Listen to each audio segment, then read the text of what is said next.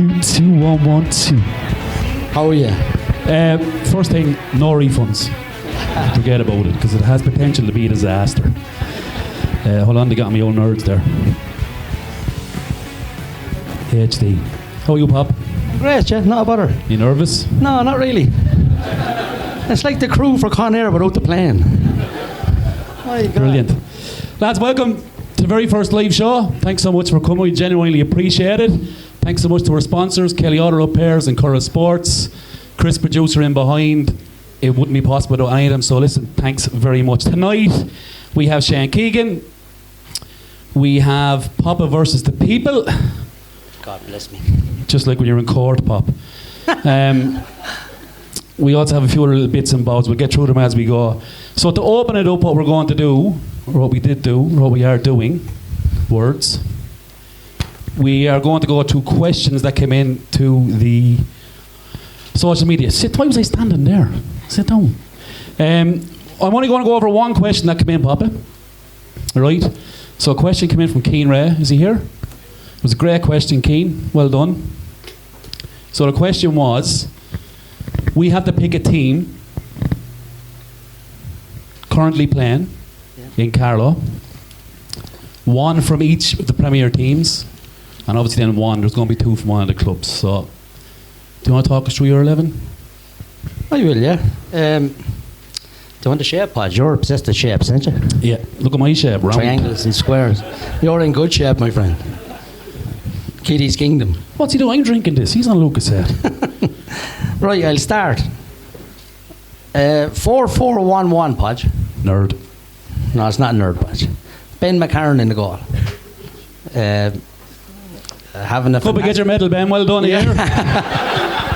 Training shoes and night, Ben. No missing for that. Ben McCarron in the goal. Really good. Getting better with every single game. And is a big asset. Just call your team, Papa. No, I want. We're here for the whole night. It's not close till 12 o'clock, Patch. Sorry. Oisin Dillon from Bagnallstown, right full. Rav from Pats, centre half, beside Adam McCarron, the other one of the Mitchell brothers. And then Craig Comerford, left full. On the right-hand side of 4 is Sean Smithers from Vale. Evan Lowry from Kaleshin, in beside Jack O'Neill from Parkville. And TJ Darcy from Kilree on the left. Some fellow by the name of Dean Kelly, do you know him? He's in the 10 from York. And Shane Duffy up top from Burn Celtic. Not bad, boy. I think I beat you, to be honest with you. It'll be a first time for everything, won't it, Patch? Yeah. So, I'm going to go with Ben in goal as well, Hanover. Ooh. Okay. I'm going to go Ravo right back. I'm going to go Stephen Crowe from Kilree left back. My centre halves is going to be Dylan Sheridan from Parkville and Andy Kane from Bagnallstown. I'm going to play Diamond in midfield. I'm 2-0 up already. Sure, obviously, it's going to be 11 against 5. What? Pick Matt or 7, it doesn't matter. I'm going to go Ryan Byrne. Sorry, Jason Daly's going to be the point back at Diamond. Good player from Vale. Ryan Byrne at Critty Yard. Very good player again. Chris Gall, my favourite player of all time. Number 10, Dean Kelly, as you mentioned. Yeah, he's Pats, yeah. And Shane Duffy and Adam Steed up top. Do you know what's so funny about this whole live thing, right? We had penciled in about 25 minutes for this.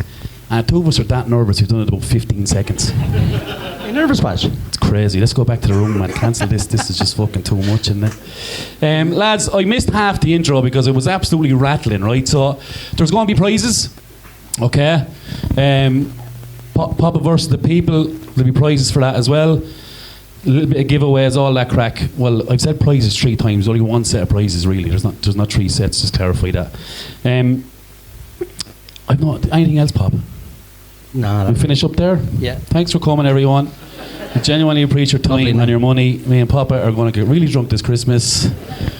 Thanks so much. No, look, we have Shane Keegan on. We do have questions for Shane. I told Shane outside that we'll probably be half an hour, Shane. We'll call you in then. We've literally been 5 minutes. So look, over to our special guest this evening. We're thrilled to have Shane with us, a true expert in the world of football management and analysis. He's the tactical mastermind who's been at the helm of League of Ireland clubs such as FC Carlow, Wexford Youths, Galway United, Dundalk, and most recently Cove Ramblers. Not only is he a seasoned manager, he's also well represented, or well respected, not represented in the media, sorry, well respected in media personality, and is a trusted voice in the world of Irish football. Can we have a big welcome, even though it's very early, for Mr. Shane Keegan.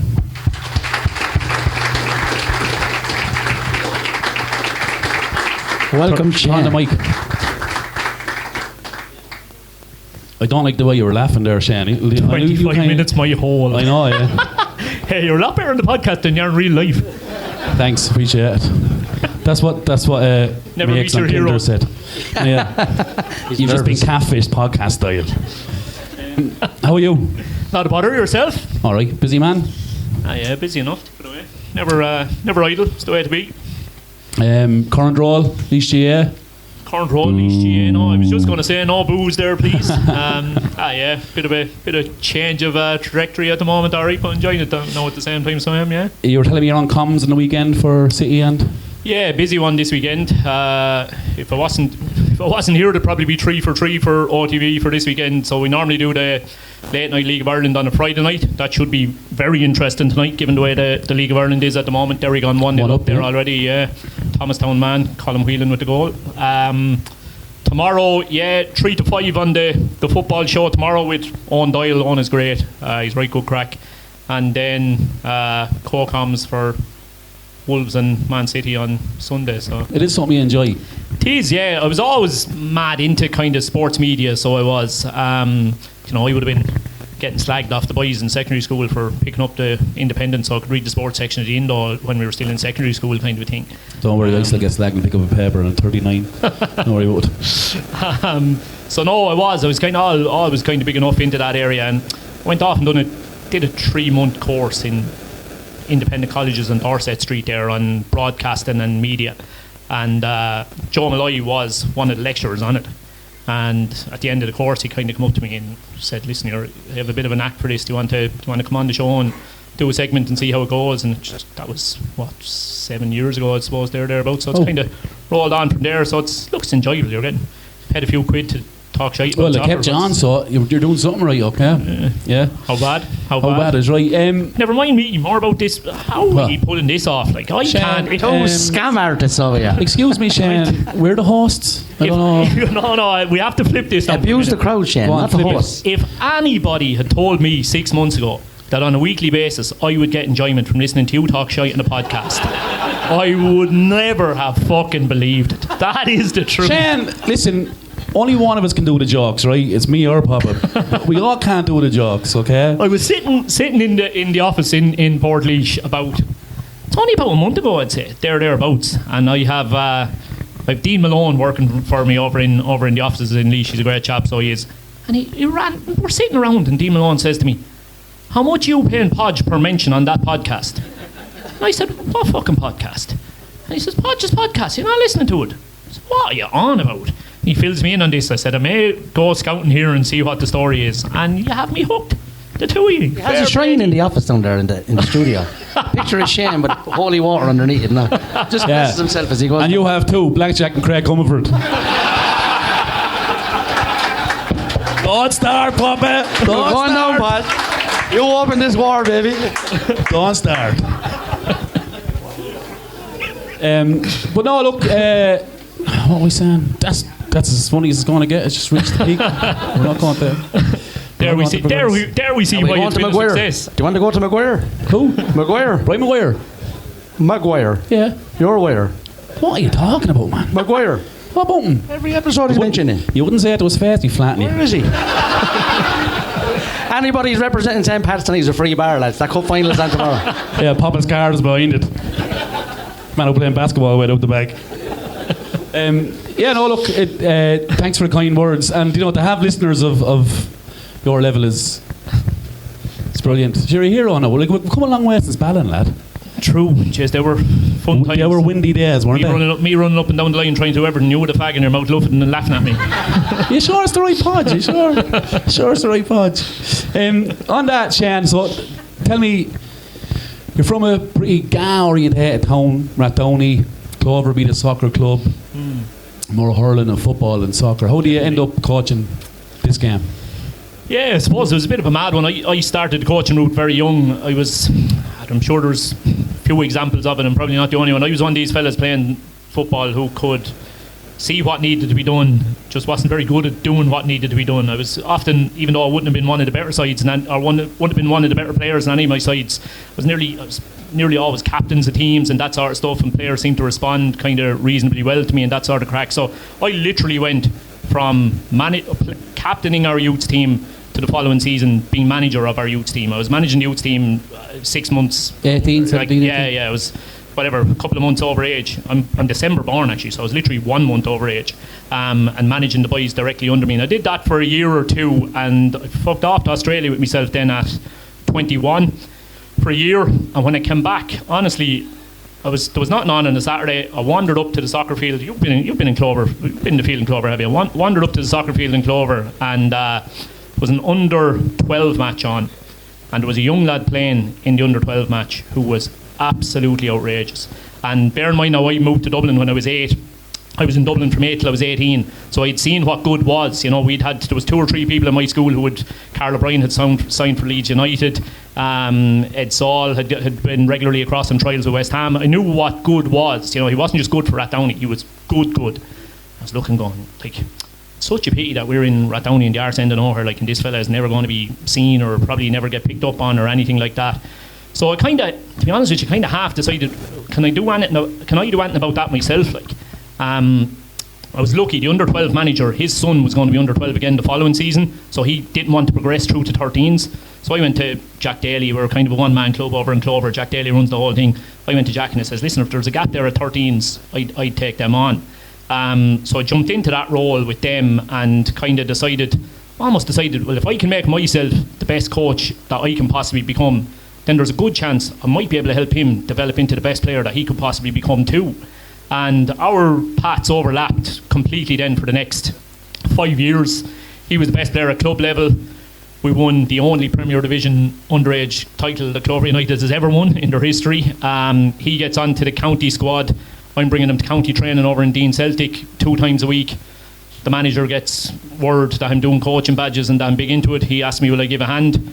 Next thing, you're managing Kendy Cup sides and all that kind of crack. Then he's into the regional centre. I'm bringing him down to Waterford, Tipperary, to the regional centres. They hear you're doing your coaching badges. The next thing, you're coaching at regional centre level, and the next thing, he's in an Irish under-16 squad. I'm driving him up to Abbottstown every Sunday. You get asked, have you any interest in stepping in and getting involved with the Irish international sides at that kind of level? So I, be honest with you, Podge, I piggybacked on him. I genuinely did for 5-6 years. The bad thing then, as you say, Rathdowney being GAA, the bad thing then is the same, that fella is Ross King, who's probably been Laois's best hurler in the last 10 years. He ends up going the hurling route. He never quite got the opportunity across the water. If he'd got the opportunity across the water, I think he would have obviously stayed football. It's a mad one actually. He went to UCD. I'd say he's the only person who's ever managed to do this. He went to UCD. He was on a soccer scholarship for his first 2 years up in UCD, playing League of Ireland football with UCD. That summer, he missed a couple of UCD games because he was sick. Next thing, he was on the back page of national newspapers, scoring a hat-trick in the county final in hurling. Lost the soccer scholarship. Nicky English knocks on the door. Listen, don't worry about that at all, buddy, I'll sort you out. Does his next 2 years on a hurling scholarship in UCD, playing Fitzgibbon Cup hurling instead. Like, mad. But when he headed off for UCD, Podge, I was kind of like, right, well, he doesn't need me anymore, and I was kind of scratching my head, what the fuck do I do now? And I was trying to figure out, I just started my A licence, and I did my A licence through the IFA. I went up the north, the waiting list. Yeah, I remember that. The waiting list down with the FAI was just too long, and it says, I couldn't be arsed waiting for a year or two. And I applied to the IFA, and it got taken in straight away. But your man asked me what level was I coaching at, and I said, schoolboy in that, and he was saying, listen, you're going to have to be operating at a higher level that to do your assessments for your A licence. So I started Googling, trying to figure out what. I couldn't fucking believe it when I saw there was a League of Ireland team in Carlow. I couldn't. I swear to God, it was just... Relax there now. we have 2 legs in the arms down here as well, I swear, I didn't even know the League of Ireland A Championship exists. I didn't know there was such a thing, to be honest with you. I think it was the second year of it. Yeah, it was. I probably hadn't much of an eye on things League of Ireland wise. I was going to watch Kilkenny City a bit here and there, alright, so I was. But no, I didn't know there was such a thing. And when Googling then, I managed to get a phone number somewhere for the mad Brennan fella. And rang him up and said, listen, this is who I am, and doing my A licence, blah blah blah, I'm at a loose end. Is there any positions at the club at all that I could maybe help you out with?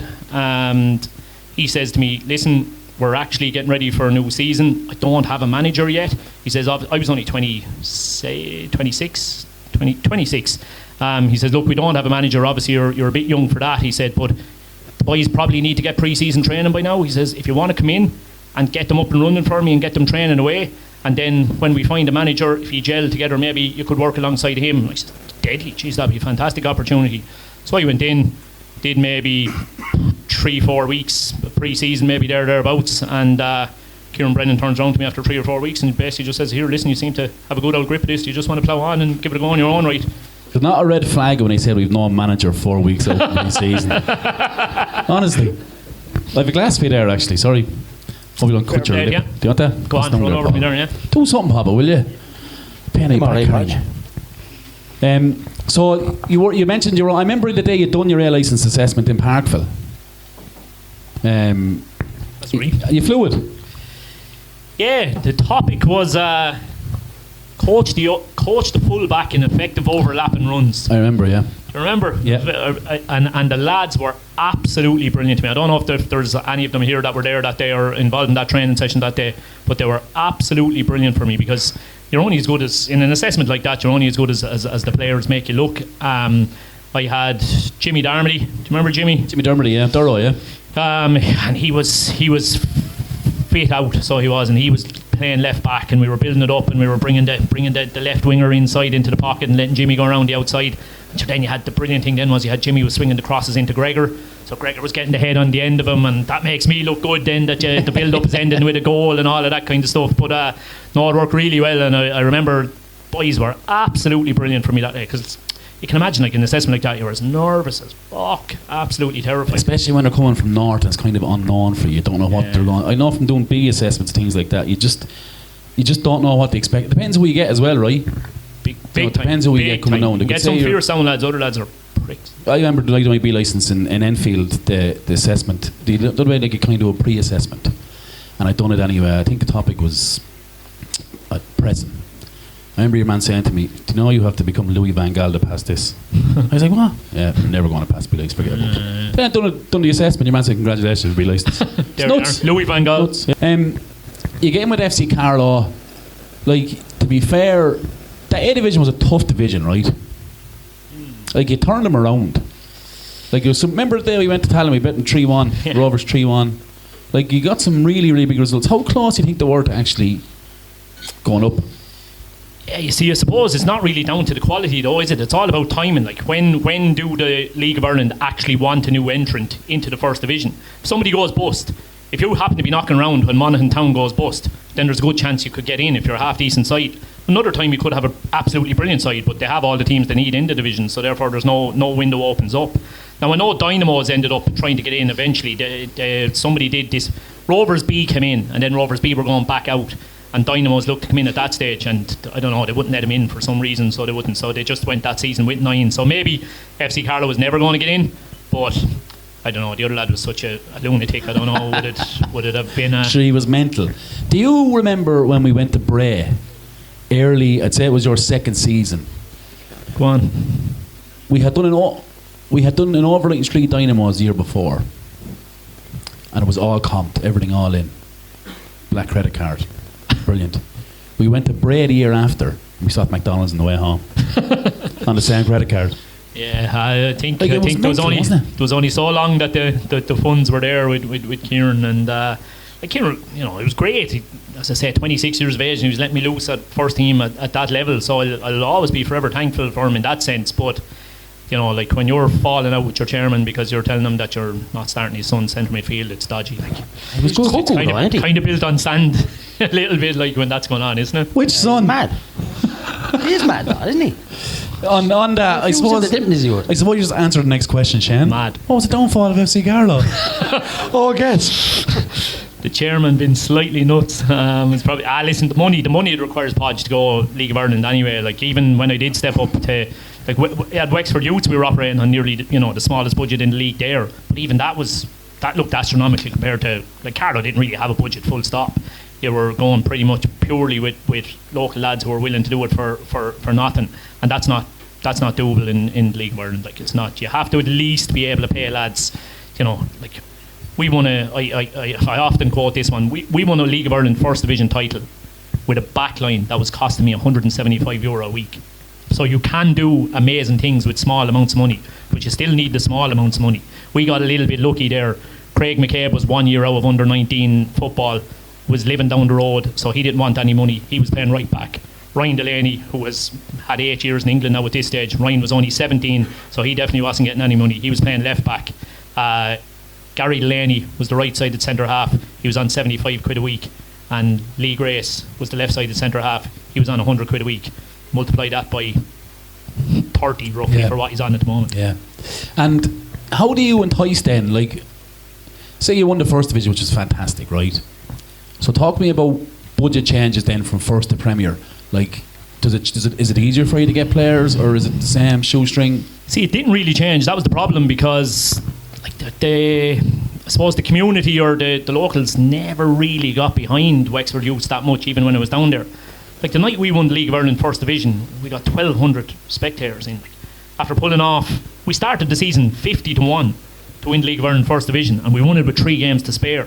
Like, and you know, to be fair, I've had bad times and I've no problem. I'll tell you in a while about the things I've got wrong and the Manny's fuck ups that I made at Galway United and stuff like that. But what we did at Wexford was absolutely remarkable. Absolutely remarkable. And you're like the biggest achievement, I would argue, in the League of Ireland over a 10-year period. And 1,200 people turn out for it. You're like, that's not good enough, was it? Like, you know, so it was, again, that just wasn't going to be, you know, us going Premier Division didn't mean that our gates were going to double. They weren't going to double. Our gates doubled, honest to God, our gates doubled for about 5 games. And you know why our gates doubled for those 5 games? Because we were after signing Leach in. Go ahead. Yeah. So the whole 2,000 women in the crowd. Yeah, well, that was part of it, all right. He's chiseled. He's not born, is he? Here's one. I remember being in the dressing room the first time Lee came in, first session. He takes the top off, and I had a great fella. I'll probably mention him again. Put it back on, Lee. Aidan Keenan, Rox Keenan. Rox Keenan turns around to somebody. I'll tell you what, lads. I fucking never knew I was gay. Did you had full control of you carte blanche on the budget? So were you working off gate receipts only then? No, look, you were given a budget, a weekly budget. It went up and down during mixed period, depending on how his political career was going, I suppose. You know, but it was never big, that's for sure. But look, again, like Mick, though, to be fair, was absolutely phenomenal for me. Absolutely phenomenal for me. Like, again, 28 years of age going in there, and he was exactly what you want if you're a young fella at your first job, which is so standoffish, never put any pressure on you, wasn't picking up the phone wanting to know. Like, I remember one specific, I think it was in my second season. First season went very, very well. My first ever game in the League of Ireland was Wexford Youths against Waterford United, local derby. Waterford had missed out on promotion by one spot the previous season. We bet them 6-1. Jesus. Like, it was dreamland stuff. Did you replace Wallace? No, he had a fella called Noel Byrne from Limerick was there. Okay. Yeah. Previous to me, but that first season went absolutely brilliantly. They'd finished rock bottom the previous year, so kind of the only way was up, and we finished, I don't know, 4th or 5th. We had a brilliant first season. Second season then wasn't going as well, and I remember we'd lost maybe 3 or 4 in the bounce pop, I'd say, thereabouts, and Mick feeds everybody upstairs after a game. You know, he does the whole spaghetti bolognese things. He thinks he's fucking Italian, and you're sitting upstairs, and you're after losing your 4th game in a row or whatever it was, and I was sitting on my own, and I was in the depths of despair, you know. And the next thing, the other lad comes across, Shane, can we have a word out the back? Sure, naturally, nothing could have happened. Yeah, exactly, 100%. Well, there's only one thing coming here. And he would have been within his rights, to be honest with you. We walked out into the back room, and he looks at me and he goes, "You all right?" I said, "What do you mean I'm all right?" He says, "You look like you have the weight of the world on your shoulders." He says, "Jesus Christ, Mick, we're after losing the last 4. Like, of course I have the weight of the world on my shoulders." "Geez, Shane, relax." He says, "You want to give yourself a heart attack? It's only a game. Chill out." Like, that's, you know, nice feedback though, that's your chairman, after 4 defeats, like, so it bump you up though, wouldn't it? Yeah, big time. So he was phenomenal for me, Potch. He really, get that from really Dakar all was. the time. Is he here? Oh, he's there, yeah. Where is he? He's down there at Shaw, look. Drinks. Chops is there. Last time I seen Chops, he was laughing at Shaw saving the penalty. Wow. Remember that, Chops? Brian, thanks a million. Anyone else want to drink their poppers after getting a drink? Anyone? Anybody who said Pats, go ahead there, lads. Must be Christmas, is it? Your annual drink? What's the most important lesson you learned from that? Say that Wexford journey, even.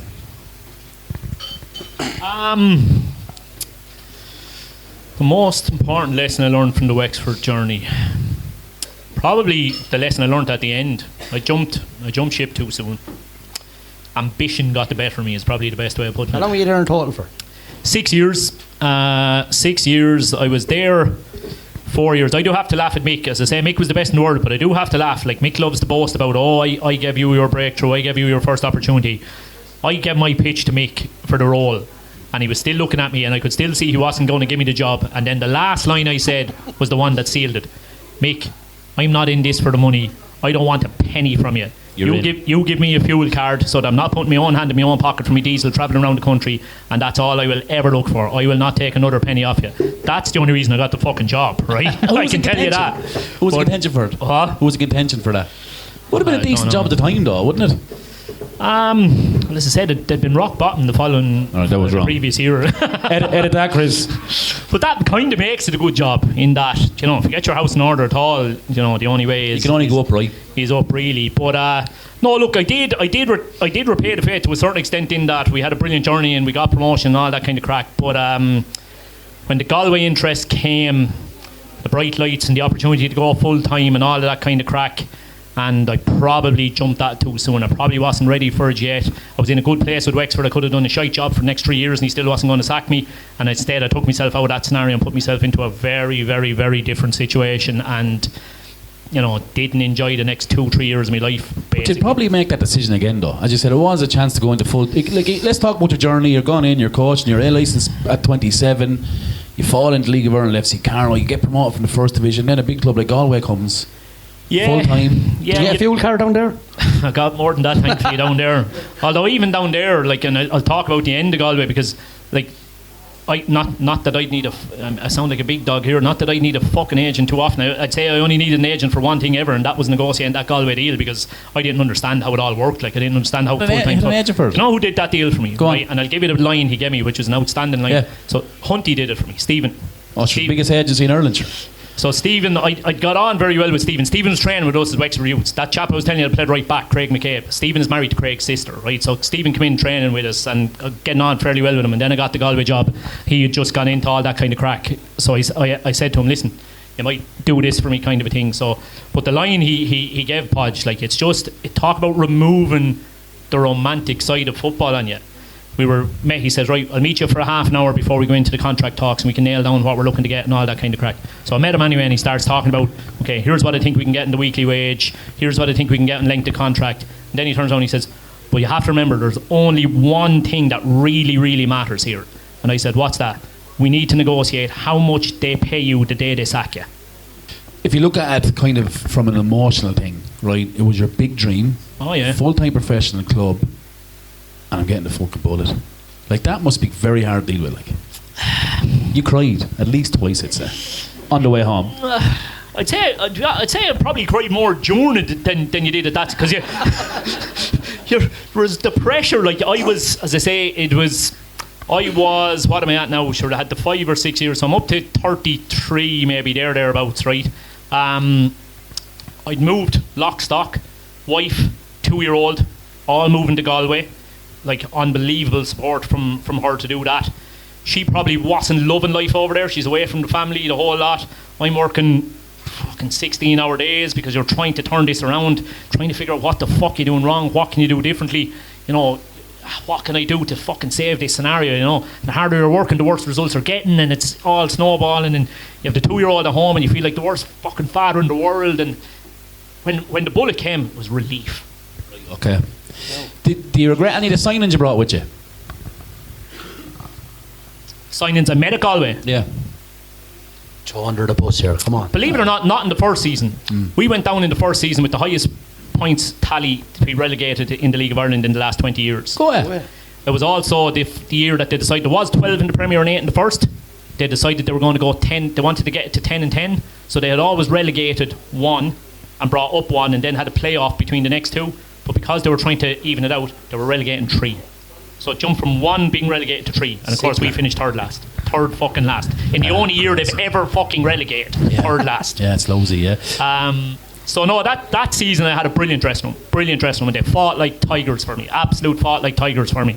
And there was genuine emotion in the dressing room when we went down.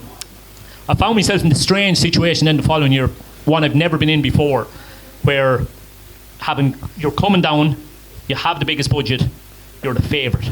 I'd never been a favourite for anything, ever. And I didn't handle the pressure. Your Podge's favourite.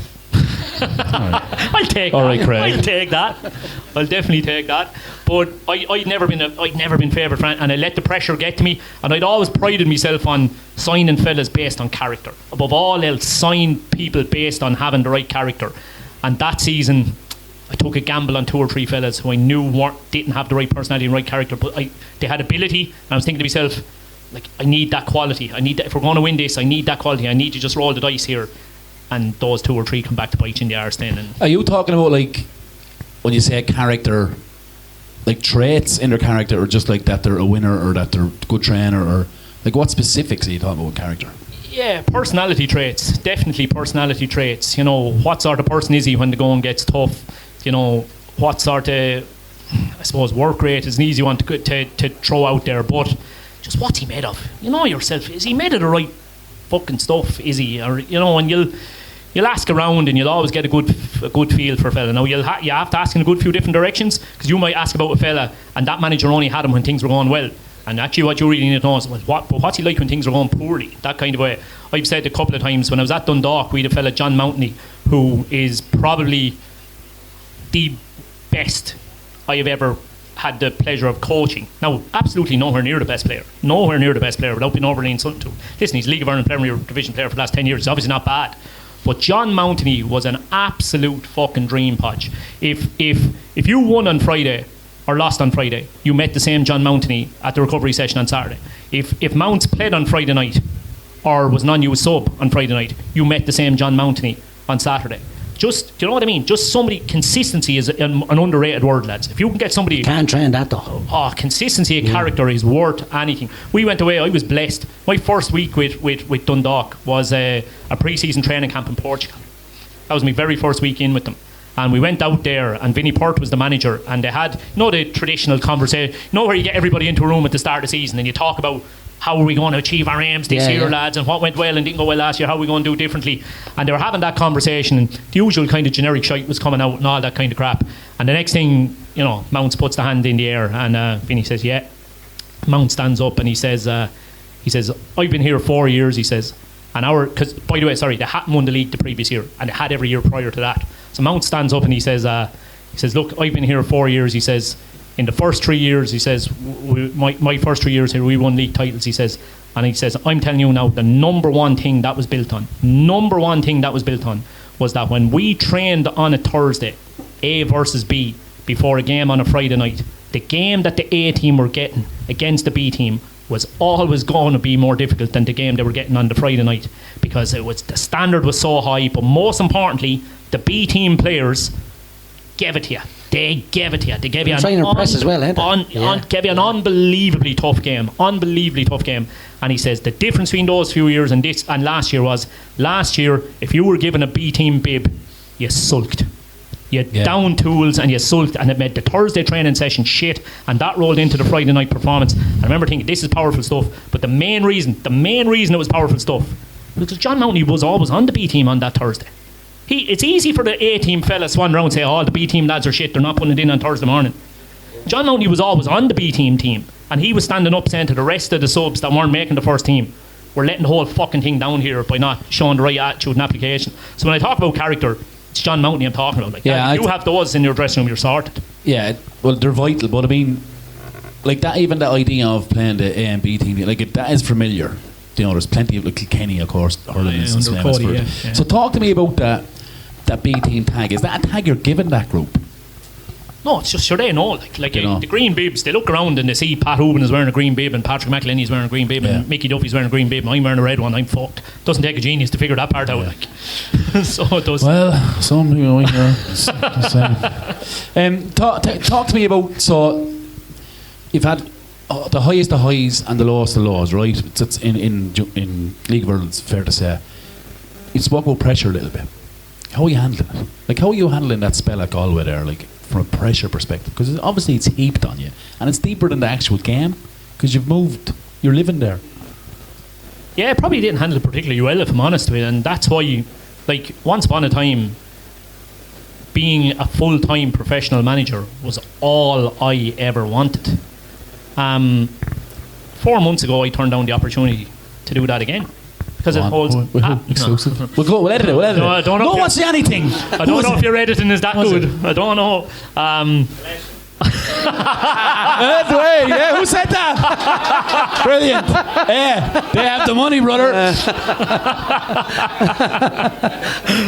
That's why I love Craig. Brilliant.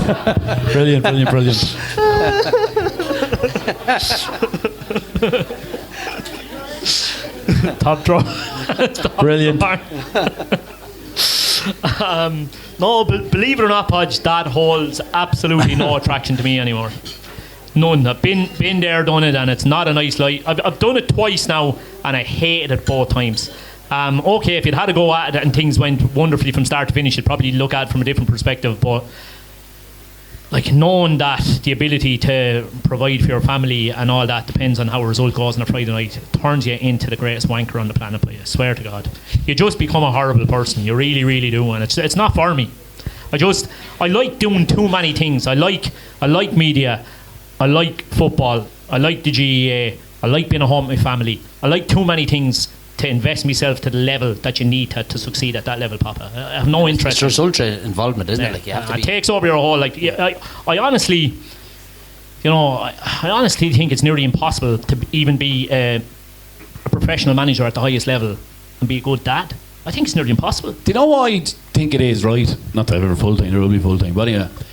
See in your imagination when you're chasing it and you want, I want to be a full-time manager. Because it's championship manager, it's FIFA. I think it's brilliant. When you're in it, it's not, it's polar opposite. Nah, and here's a man, not to sound like a fucking name-dropping shite now, but I remember being I thought you cursed. He's a legend, isn't he? I do far too much. Like, I give out about it a lot. I remember being upstairs again in Mick throwing out the spaghetti bolognese after a match. We played Dundalk at the end of the season with Wexford, and we'd won the league. So Mick I was now going from a fuel card to full time. He actually made me full time when we were in Premier, to be fair to him. And we played Dundalk, so it was myself and Stephen were sitting down, and I hadn't told hardly anybody at this stage. And I turned round to Stephen and I said, "I'm going full time next year." And he said, "What?" I said, "Yeah, Mick's agreed to give me." And he says, "Like, you're going to quit you have a good day job, have you?" And I said, "Yeah." And he said, "You're going to quit that and go full time?" I said, "Absolutely, it's my dream." Like, I was a fucking idiot. Stephen Kenny told me I was a fucking idiot to pursue full time football. Wish someone told him he took the Ireland job. Kenny's kids be bollocks. But stern advice though, right? Listen, the few that make, like, that's why, you can obviously easy enough slag Stephen over his time as Ireland manager, but like, what he has achieved is absolutely phenomenal, and him and Kerr would be the two that, because I had no playing background and because the two boys had no playing background, they're both quite good to me and they're both kind of very, very helpful and all that, and I would still look at those two men and think what they've achieved is phenomenal. Like, you look at what He tried to play soccer and they just weren't good enough, were they? No, and look, did he do things right as Ireland manager? You can debate that all day long, and the results, obviously, the results say he didn't do things right as the Ireland manager. Simple as. Look what he's after doing already again, like, straight away with Pats. It's just phenomenal. Absolutely phenomenal. Is it an argument, Shane, that that's his level? I don't know. I would love to see him go win a League of Ireland Premier with Pats again next year, have another crack at Europe the following year with Pats, and then head off to Scotland again. Like, you have to bear in mind, he got them to 2 Scottish Cup finals. Yeah, he did. He got them to 2 Scottish Cup finals. If he'd managed to win either of those, if you're Irish and you're managing in the Premier Division in Scotland and you're doing a good job, the Celtic job is on the horizon now. Peter, Celtic job? Stephen Kenny? Not they'd have. Not at the moment, that's for sure. But no, look, I would love to see him have a crack at things again at a good level. Yeah. Yeah. No. Look, I suppose when he got the job, I was kind of happy because watching the 21s and that, the way they were playing and the kind of group that was there, Ida and Parrot and a few others was thinking, Jesus, you know, they could be good, but I don't know. I just think there's levels to things and levels to people. I just don't want to get applied to them. On League of Ireland, Shan, tell me where you think it's going to be in 5 years. Boom. It's definitely moving in the right direction, massively. I mean, attendances this year, incredible. You know, I was actually delighted the week before last. I don't know if you got a chance to see it, or on the Monday night, Shells lost 3-2 to... Who did Shells? Pats. It was Pats, wasn't it? Yeah. Pats bet Shells 3-2 on the Monday night in an absolute cracker, and then Friday night, Derry bet Bows in the FAI Cup semi-final. Mickey Duffy scored 2 absolute crackers. My young lad is football mad, but like most young fellas, it's England. Like, it's all eyes on England, you know, and that. And for the first time, I'd say ever, he actually sat down and watched 2 full 90-minute games with me that week, and he came away from it, you know.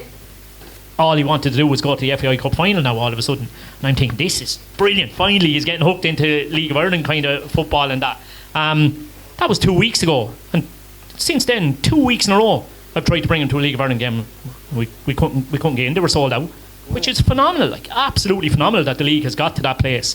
This season is just insane. 4 points between 5 teams with 3 games to go is absolutely incredible. And I think it could even be trumped next year. I think you're going to have a scenario next year where there's going to be 6 teams starting the League of Ireland season thinking they can win it, which is madness. You have obviously the ones that have done well this year, and from what I'm hearing over in Galway, apparently the boys bankroll in Galway, the Comer brothers are willing to up the money and give them a proper crack at. Now, that is going to be dangerous. 6 out of 10. 6 out of 10, I think they're going to actually be able to have a proper run at, which is madness, absolute madness. It really is. But I do think the only thing I'd be a little bit fearful of is it's naturally, with so many teams trying to win the league, it's naturally going to start pushing the wages up, and will it become sustainable? Look, lads, probably the question I get asked most, certainly around Rathdowney anyway, where they're all nosy fuckers, is how much do fellas get paid? You know, or what's the average wage in the League of Ireland? And like, that's kind of a silly question if you think about it, because the wage at one club, you take Drogheda United's budget, Kevin Doherty doing an unbelievable job at Drogheda, you take his budget compared to Rory Higgins at Derry, sure, like, they're not in the same, you know, stratosphere, so they're not. But then even within a club, like, as Galway United manager, I would have had, you know, a couple of fellas after breaking through off the 19s that were on 50 quid a week profit, and then, you know, I had 2 or 3 fellas that were on 600 quid a week. So how do you average out that even? Do you know what I mean? But I think the arms race now for who gets the best players. We haven't had a $5,000 a week player in the League of Ireland since the Celtic Tiger. I'd say we could have a couple of them next season. Do you know what I think will be downfall? I think from manager up. Go on. I think our coaches are better. Our coaching structure are better. We have League of Ireland younger age, so players are coming through is better. I think it's the guys after the management of the club will ruin the club. Yeah. I think that's the problem. You could well be right. See, well, there's a coaching course for someone who wants to start a coaching journey. See, if you go into League of Ireland club and you want to go into that level, you should be getting a coaching course as well on how to run a business. Run the club from the top down. 100%. Yeah, a lot of them lack the smarts to do that effectively. They maybe haven't enough of a business acumen or stuff like that. I'd agree with you, yeah. Thanks, Sean. What do you think of that, Bob? No. Is your mic on, is it? No. Thinking, alright. We're at that stage where we're best 11 territory. You knew it was coming.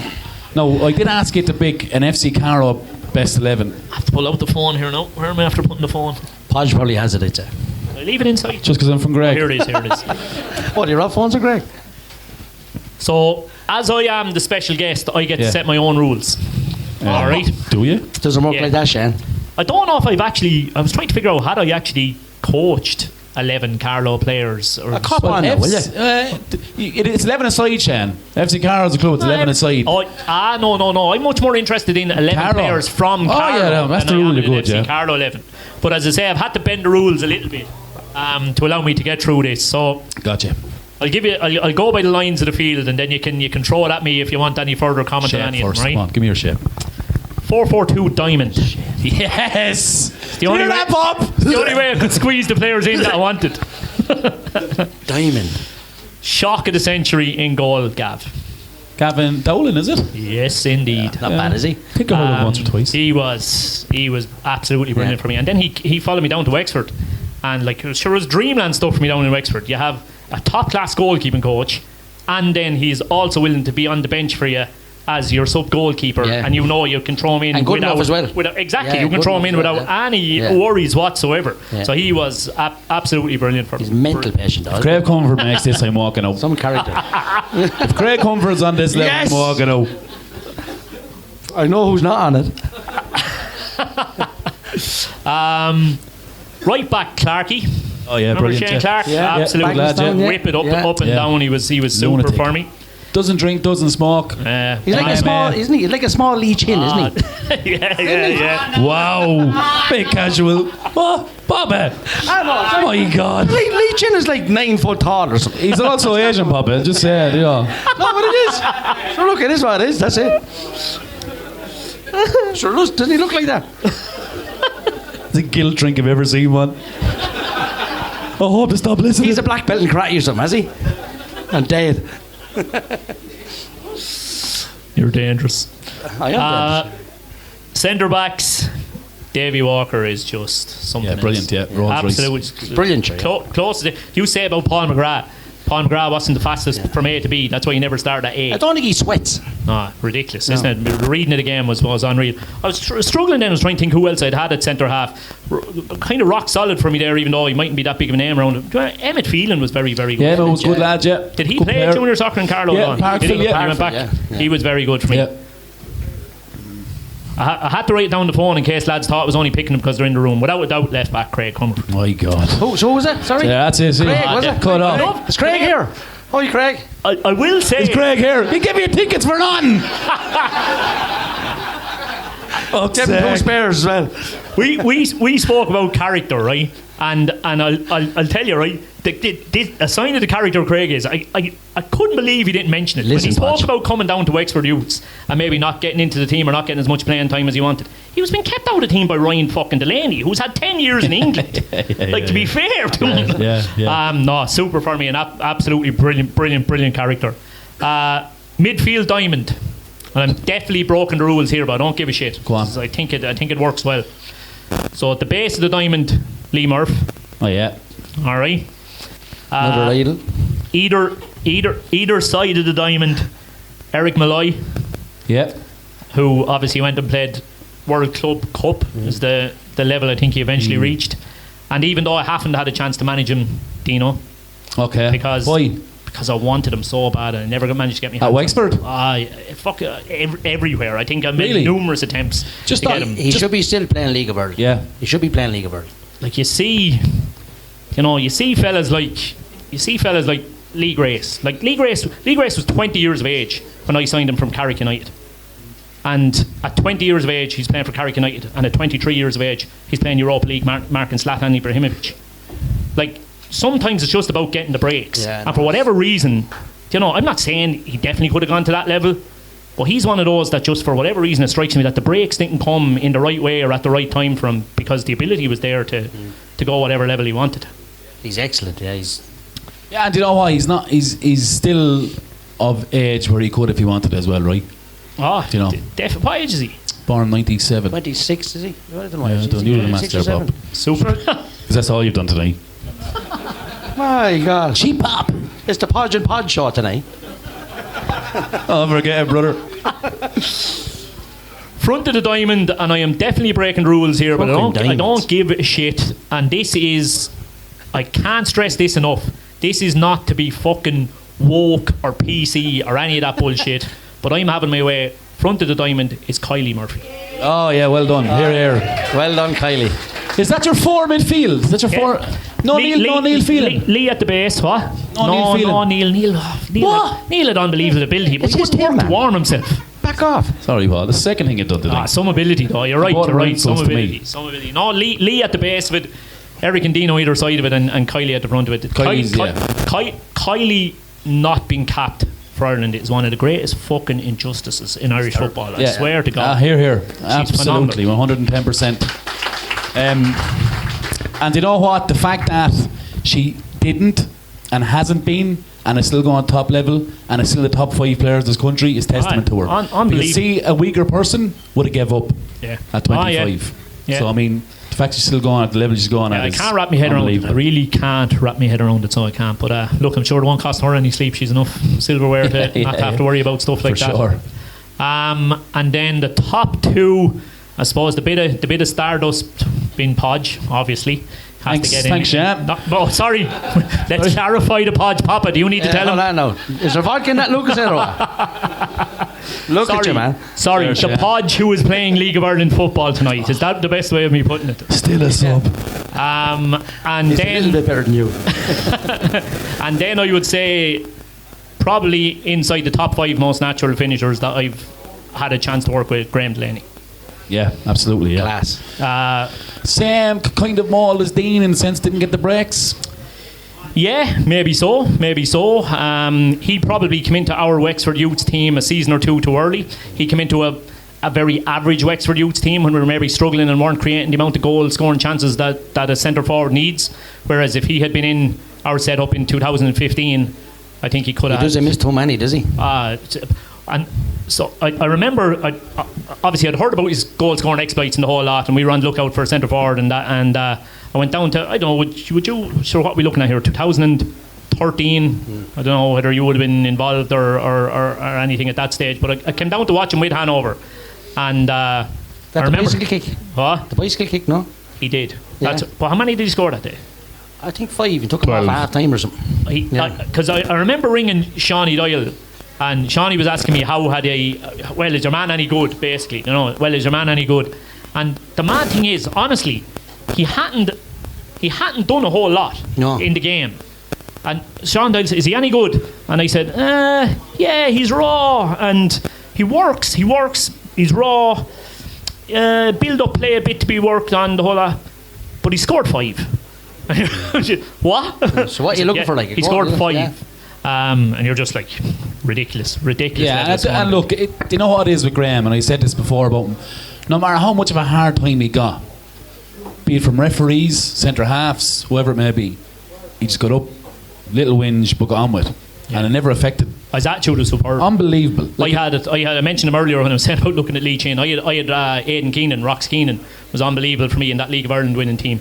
Massive similarities between him and Graham.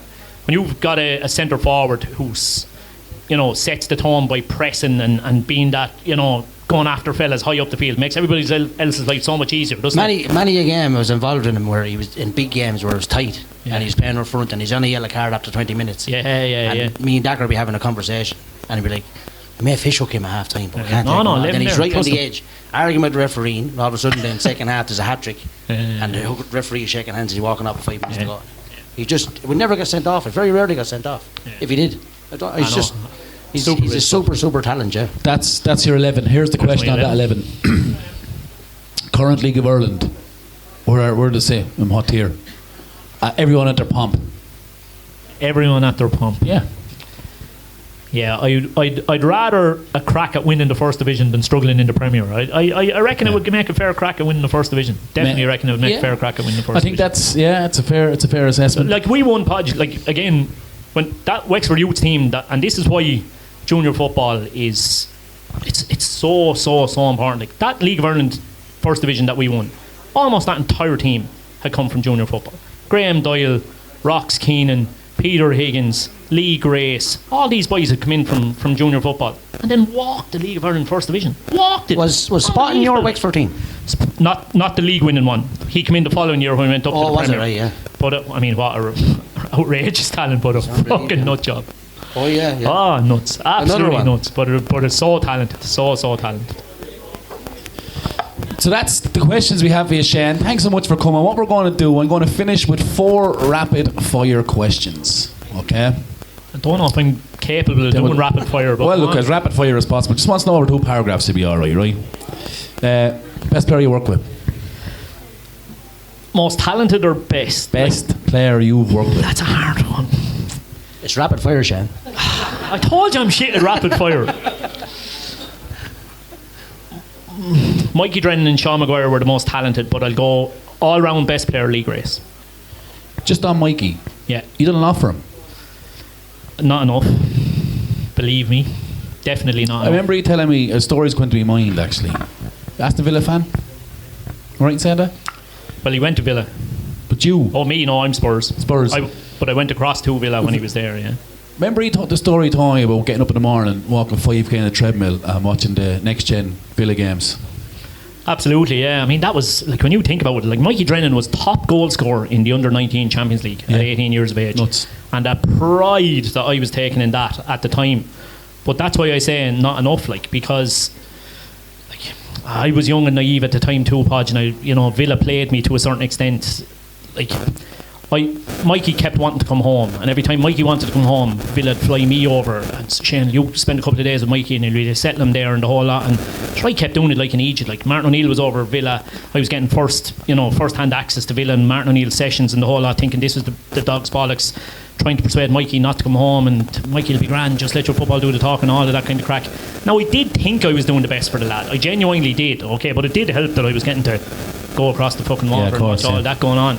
And then you fast forward 4 or 5 years there, where he's at home, he's after being diagnosed with depression, and he's doing Con Murphy's podcast, and he's telling Con Murphy that in such and such a year he was having genuine suicidal thoughts because he hated it so much. Mind flying over there telling him to fucking stay, and he wants to do away with himself. Yeah, but they wouldn't be hard on yourself. You didn't know that at the time. I know, but if you did, you're a fucking monster. Yeah, but you'd like.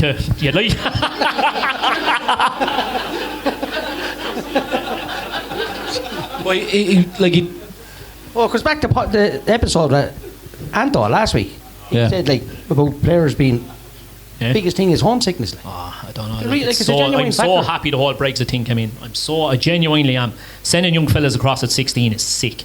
It's fucking sick, so it is. Better chance, so much better chance now than hitting 18, 19. You see young Melia there lighting it up in the League of Ireland. City wanted to take him across at 16 years of age. They're not allowed. They're going to have to hold on a little bit longer. Is that the guidance you give a young lad now at 16? Don't go across. Wait another year or two. Big time. And listen, it's a gamble. I do understand. Like, Collie Whelan there, fucking touch wood. Like, Collie's after scoring for Derry there tonight. Could be a League of Ireland winner by the end of the year. Collie, as I say, is from Thomastown. Like, Collie was in UCD, gets the offer to go across the water, and has the balls to turn around and say, no, I want to finish my degree before I go across. 2 weeks later, breaks his fucking leg in 2 places. And he's out for the next 18 months. Now he's back. He scored tonight. Touch wood, he kicks on again and does get across the water because he has the ability to. But I think that's superb. Like, that's balls of steel to say no to a move to England to get your education right first. Like.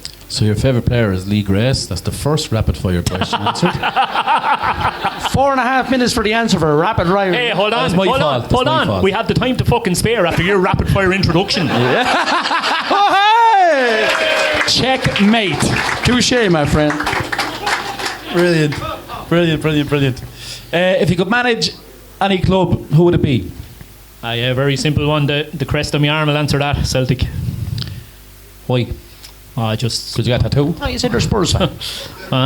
Spurs fan in England, but no, it'd be Celtic be the one I died. Oh my God, imagine walking out there as boss of that club. It would just be a phenomenal feeling. Absolutely. Imagine that you had Dunfermline at home. Yeah. How attractive. European nights, Podge. Yeah. European nights, 7-0 in fucking Wi-Fi passcode FC. Fucking him there, will ya? Yeah, but so. Here is there, look. Yeah. Djibouti FC, can't wait to go. Well, it's not Europe, Podge. William Wallace playing It's centre embarrassing. forward. Well, that's for favourite shape. Me and Pop had a conversation about this. A little runner on it. Favourite Diamond. shape. No, and it sounds a bit fucking up your own arse when you say it, but it worked so well for us, particularly at Cove last season. 3-4-1-2 worked an absolute fucking dream for us. I love it. What are you doing with the outside, right and left of 4? Yeah, when I love pressing, absolutely love pressing, so I'd have those boys pushed right onto the opposition's full-backs when we don't have it. See, that shape allows you literally to press man for man. Especially if you're playing against the 4-3-3. Oh yeah.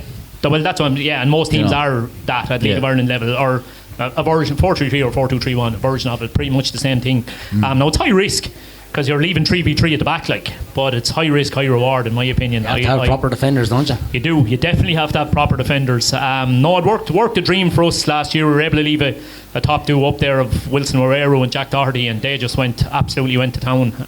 Junior soccer, where you started. Do you ever see a time when you'd take a job somewhere on the side, or Badger struggling at Pats, and just wondering if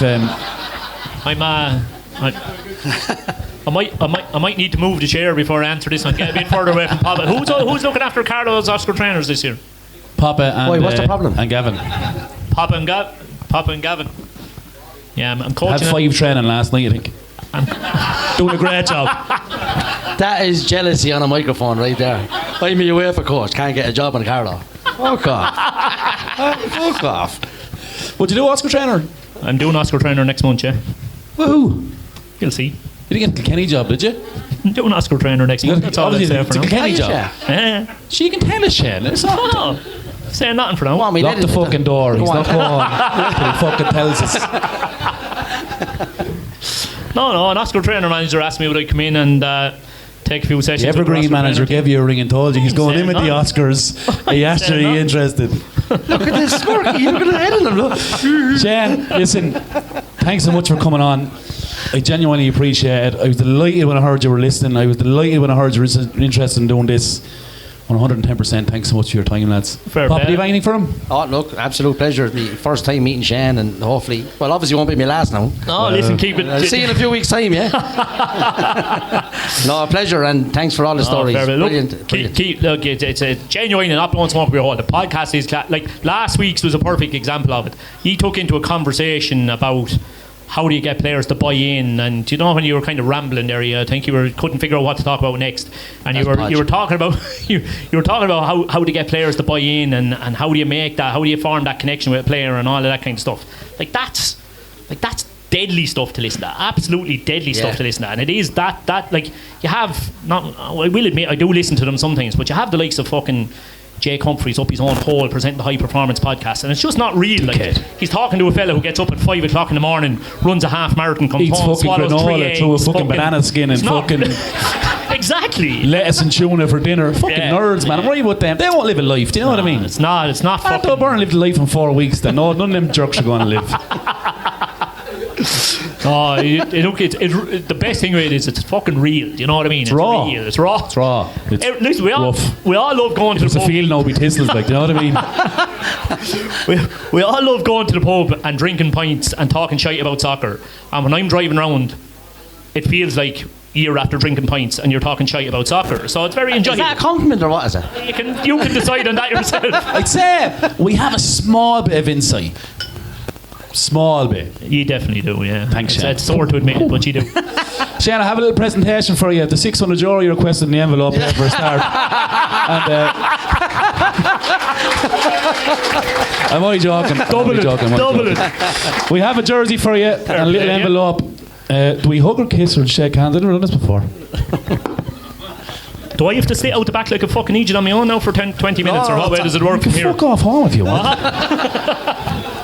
Thanks very much, Fair play Shane. to you, Genuinely buddy. appreciate Thank you very much. You're a gent. Thanks, Shane. So lads, what's happening now is we're going to take a break actually. We're going to take a little 15-minute break. What's going on? Stuart your Murphy.